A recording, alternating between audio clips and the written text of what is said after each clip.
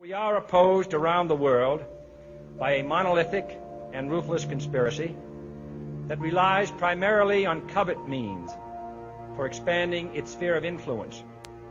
It is a system which has conscripted vast human and material resources into the building of a tightly knit, highly efficient machine that combines military, diplomatic, intelligence, economic, scientific, and political operations.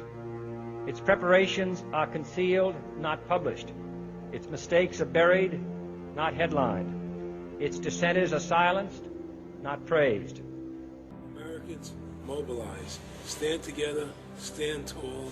Tell the government you're mad as hell. No longer cooperate with the government. Do not accept the national ID card. Do everything in your power to restore freedom and your individuality back to America. Stop being a country run by the institutions for the institutions.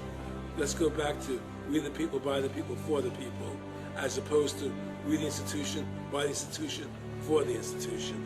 Stop being scared. We have to stand up and do what's necessary to take back, to stop these bankers, this elite, this government full of lies, congressmen full of liars. As Iraq veterans against the war, we are resisting an occupation we once risked our lives for.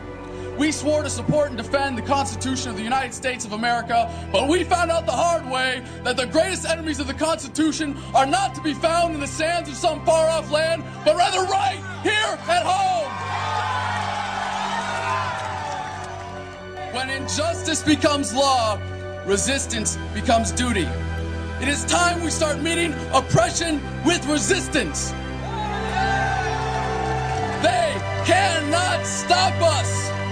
Humanity marches on. The utmost manifestation of love and devotion to America is today, as it always has been, resistance of tyranny.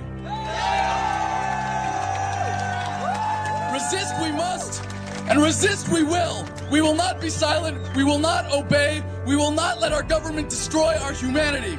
We will not wait another moment in fear to stand up for what we know to be right. It is time we start meeting oppression with resistance.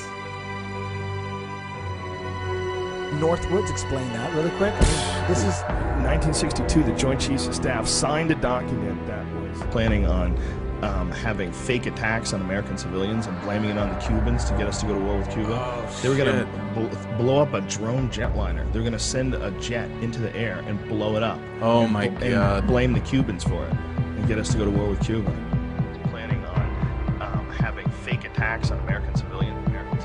The time when the operation of the machine becomes so odious, makes you so sick at heart that you can't take part. You can't even passively take part. And you've got to put your bodies upon the gears and upon the wheels, upon the levers, upon all the apparatus, and you've got to make it stop. And you've got to indicate to the people who run it, to the people who own it, that unless you're free, the machine will be prevented from working at all. I served with Kilo Company, 3rd Battalion, 8th Marines as an automatic machine gunner.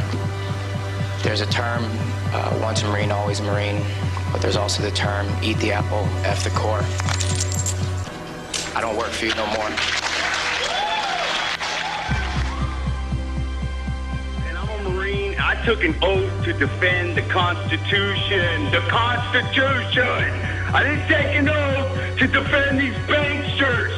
And I guarantee you, all you devil dogs out there need to rise up and take over this country and defend the Constitution against these punks. Okay, I'm sick of it too, Alex.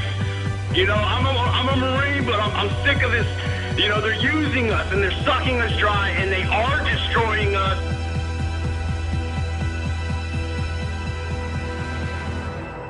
People should not be afraid of their governments. Governments should be afraid of their people.